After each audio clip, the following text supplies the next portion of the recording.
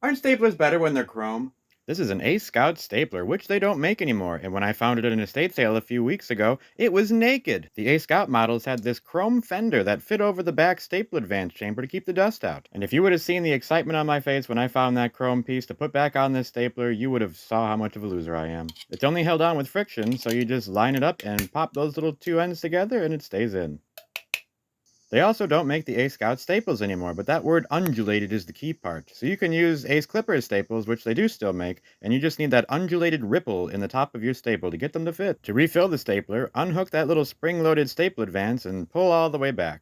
It is a separate piece, so make sure you don't lose it. Then take your little undulated staples and slide them in the rear of the stapler. Then slide your little spring-loaded staple advance in, and because you're putting the spring under pressure, it will be a little harder to wiggle it back into place and get that hook in. It's not necessary to take the cover off just to refill the staples, but I took it off to make it easier to see, so we'll put it right back on, and now it's chonk time. And I may be a weirdo, but I appreciate the wiggly look of the staple when it's in the page. So now we'll put it on the shelf next to the only other Ace Scout I ever found. Because if you're going to collect staplers, it's okay to have a few spares.